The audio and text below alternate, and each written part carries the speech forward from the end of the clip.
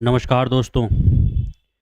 आज हम आपके सामने लेकर आए हैं 15 अप्रैल की प्रमुख एडिटोरियल और उनकी जो खबरें हैं।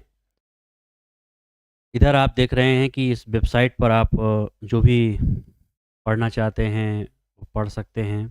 कई सारे कोर्स यहाँ पर चल रहे हैं। तो इधर आप अगर चाहें तो विज़िट कर सकते हैं RNQ multi academy.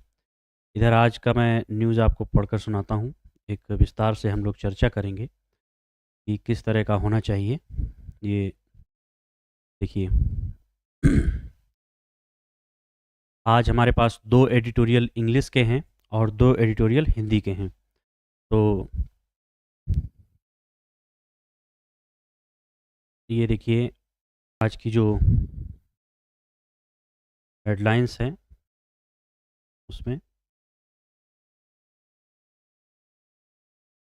Headline balancing the books the minimum base tug of war in India's NCR the ways ripple effect.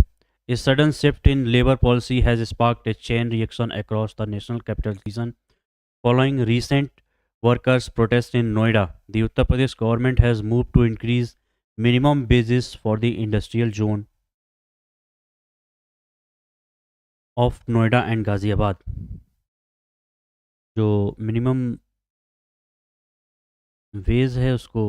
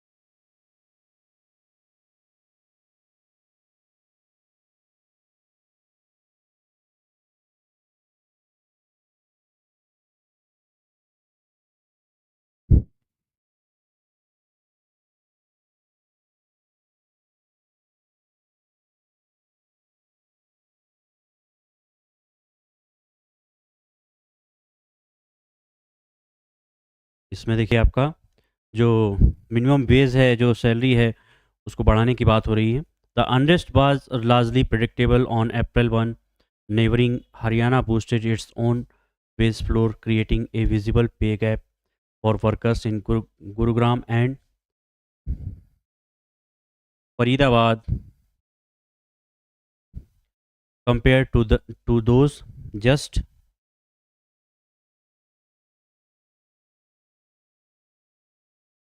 just across the state border. A fragmented economic landscape. Despite being a single integrated economic engine, the NCR is currently governed by four different to a dedicated dance of conflicting pay scales. Reason is skilled worker monthly wage approx. Delhi में 22,400, Haryana 18,500, highly skilled 19,425.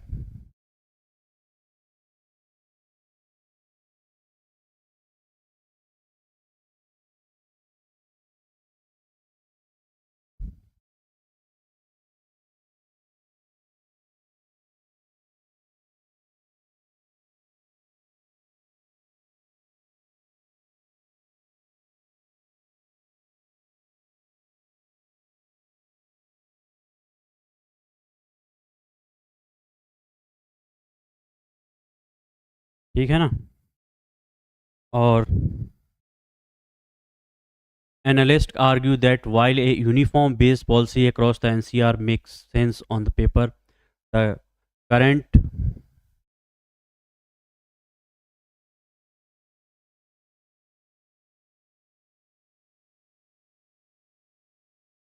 patchwork of regulations create frictions for both laborers, and industry leaders. The Southern model, a lesson in infrastructure. While the NCR remains India's most expensive labor market, it continues to lag behind southern states like Tamil Nadu manufacturing sophistication. Experts suggest that the north could learn from the Tamil Nadu ecosystem, which prioritizes plug and play infrastructure, allotted land, and ready to use worker housing.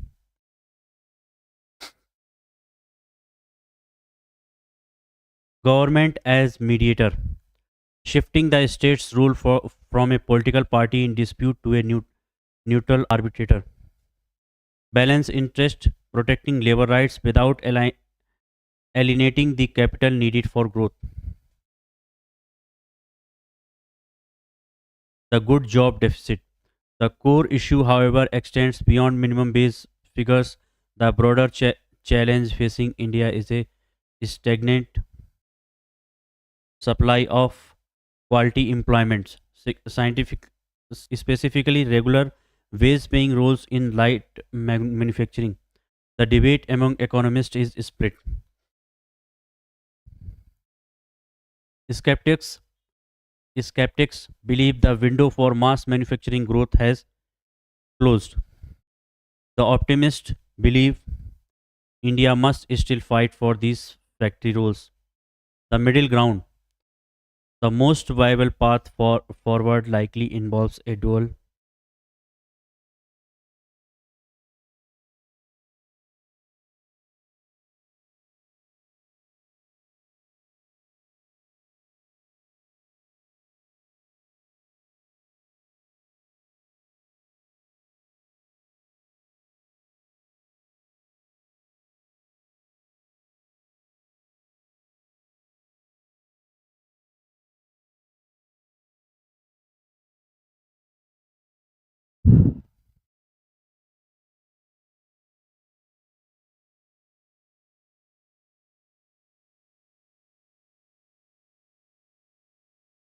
ठीक है ना?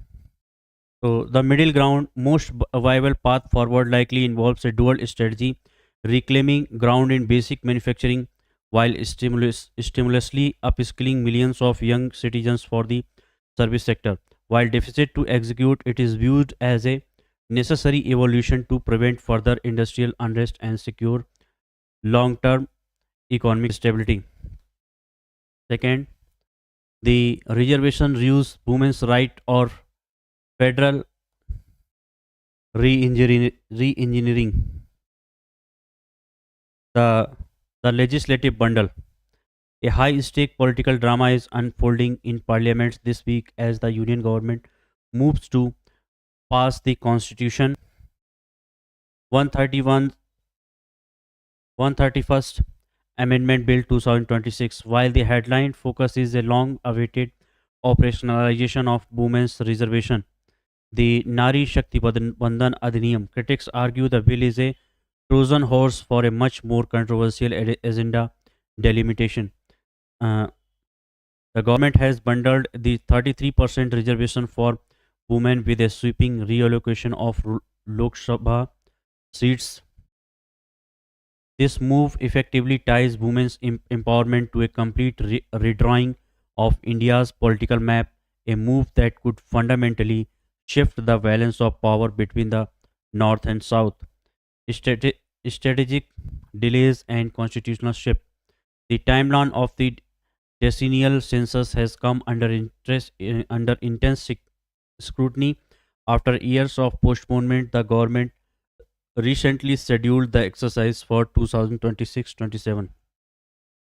Under existing laws, a freeze on seat allocation based on 1971 census was meant to last until the first census.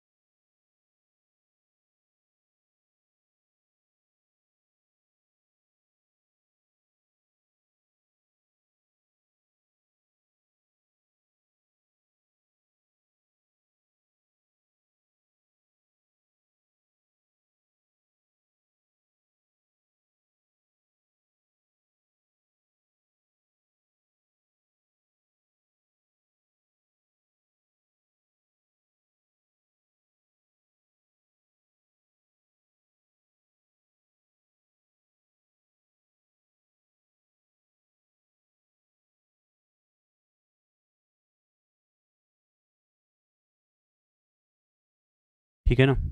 31st Amendment Bill 2026, while the headline focuses with the long awaited operationalization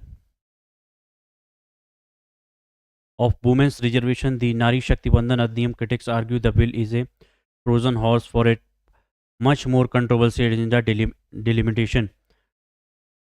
The government has bundled the 33% reservation for the women with the sweeping reallocation of Lok Sabha seats.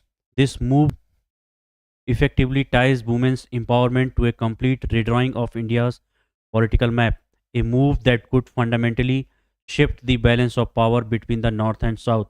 Strategic delays and constitutional shift. The timeline of the decennial census has come under intense scrutiny. After years of postponement, the government recently scheduled the exercise for 2026-27. Under existing laws, a freeze on seat allocation based on the 1971 census was meant to last until the first census after 2026, initially expected to be the 2031 count. By moving the census to 2026, the government has accelerated the clock. Furthermore, to avoid the years-long wait for new data, the 131st Amendment seeks to allow delimitation based on the 2011 census. Key constitutional change proposed: expansion of the House, raising Lok Sabha membership from 550 to a potential 850 members, redefining population, removing the strict reliance on specific census years 1971 to 2001, and allowing Parliament to determine the population metric via simple majority, removing safeguards, deleting protections that guaranteed states would not be penalized for successful population control. The projected Hindi heartland surge. The most explosive aspect of the report involves a projected shift in parliamentary weight. If the House expands to 850 seats based on 2011 population data, the regional disparity becomes stark. In the region, current seats, projected seats, change in influence. Region Hindi heartland, current seats are 2007 is 38%, 543. If there is a total number of seats 543, then this and projected seats 850, then women's seat would be 366. So change in 77%. Southern state 132 is current seats and projected seats 176, 20%. Show here as change in influence minus 3.6%, sharp drop. Eastern state 78, projected seats 116, and change in influence slight decline. Northeast seats 24, projected seats 32, slight decline. So the success penalty: states that invested in healthcare, education, and women's agency, leading to stabilized populations, stand to lose democratic power. Conversely, states with higher fertility rates and lagging social indicators are poised to gain the most seat. To conclusion, the question of timing. So the government maintains that a uniform increase in seats will preserve existing proportions, yet this assurance is notably absent from the actual text of the amendment.